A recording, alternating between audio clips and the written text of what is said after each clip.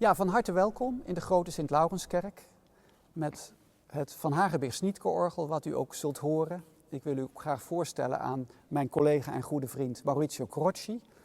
Samen met Maurizio Croci doe ik een project van Kauffmann tot Bach, een onderzoeksproject voor de HEMU in Lausanne, waarin we onder andere onderzoeken hoe de informatie die Kauffmann geeft in zijn Harmonische Seelenlust ook betrekking heeft op de koraalvoorspelen van Johann Sebastian Bach. Kauffmann publiceerde zijn Harmonische Seelenlust en hij begon daarmee in 1733. En het bijzondere aan die uitgave is dat de Harmonische Seelenlust werd in delen uitgegeven. En dat wil zeggen, Kauffmann heeft het voor elkaar gekregen 5 delen uit te geven. En toen is hij in 1735 overleden, helaas. Maar zijn weduwe heeft daarna het proces voortgezet met de hulp van Johann Gottfried Walter. Want Walter en Kauffmann studeerden samen bij meneer Boetstedt in Erfurt. En kenden elkaar ook heel goed, want ze hadden heel veel contact tijdens het leven van Kauffmann. En Kauffmann schrijft in zijn Harmonische Seelenlust een uitgebreid voorwoord. En daarin vertelt hij over de belangrijke dingen die voor hem essentieel zijn, namelijk de affect van de stukken. Ook vermeldt hij zaken over het tempo. En het meest opvallende zijn de vele registraties die Kauffmann noemt, tot in detail. En deze registraties zijn over het algemeen gebaseerd op zijn orgel in de Dom in Merseburg. Want Kauffmann was alleen maar werkzaam in Merseburg in de Dom. En dat orgel, gemaakt door Theisner en vervolgens verbeterd en uitgebreid door Wender, was eigenlijk zijn voornaamste inspiratiebron. En een van de researchvraagstukken voor ons was: in hoeverre zijn deze registraties van Kauffmann ook toepasbaar op de orgelwerken van Bach? En we weten ook van Forkel, Bachs eerste biograaf, dat Bach ook hele merkwaardige registraties maakte als hij een orgel demonstreerde. En ik lees u graag voor uit Forkel wat Forkel zegt over deze registraties. Zu allen diesem kam noch die eigene Art, mit welcher die verschiedenen Stimmen der Orgel miteinander verband, oder seine Art zu registrieren. Sie war so ungewöhnlich, dass manche Orgelmacher und Organisten erschraken, wenn sie ihn registrieren sahen.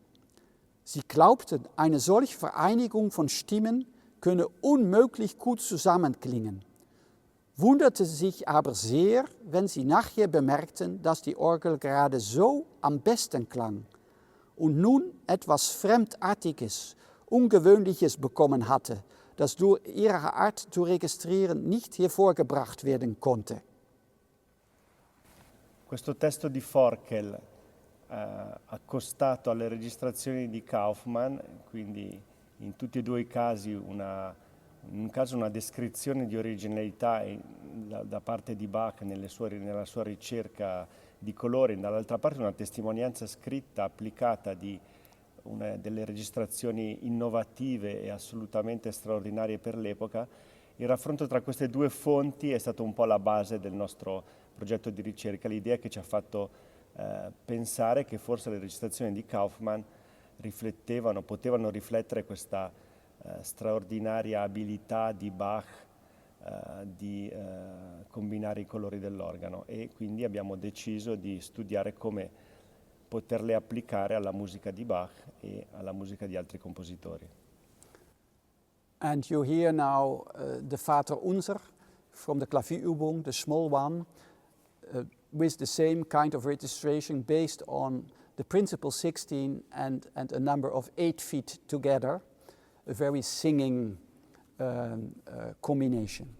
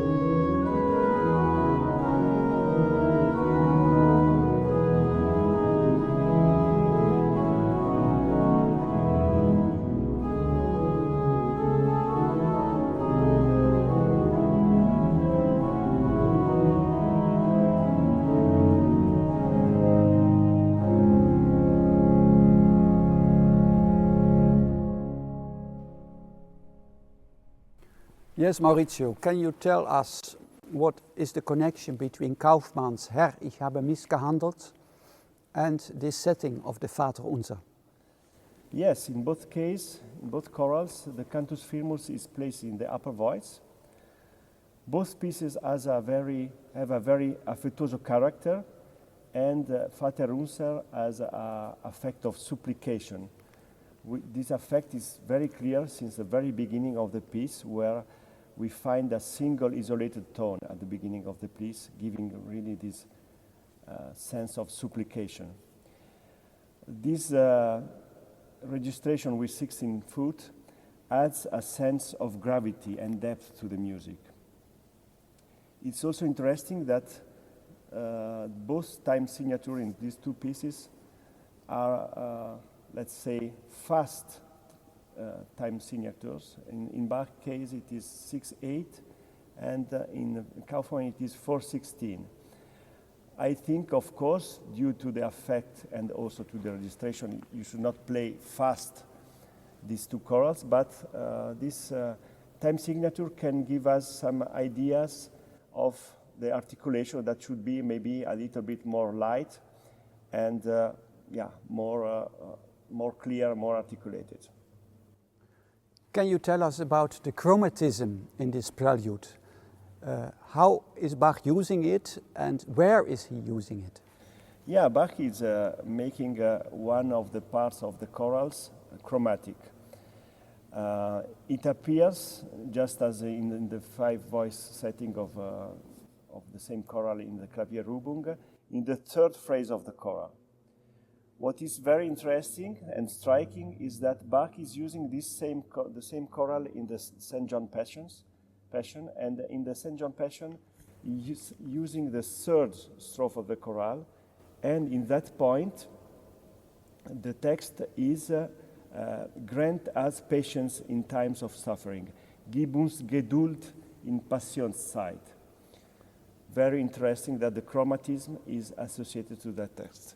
Could you suggest, Pieter, another choral prelude by Bach with this kind of registration could be used? Yeah, to our surprise, there is one copy of Harmonische Seelenlust, which is in the manuscript combined with the Orgelbüchlein, and that is the copy of Mr. Mütel, who was the last pupil of Bach in Leipzig. And the choral is Durch Adams Fall ist ganz verderbt, a text very, very connected to Herr, ich habe missgehandelt. And what it is typical in Bach writings in this piece? Well, Bach is using leaps of a seventh, and I underline that in my playing, who is using the 12 foot in the pedal, which gives a 32 foot effect to the pedal part.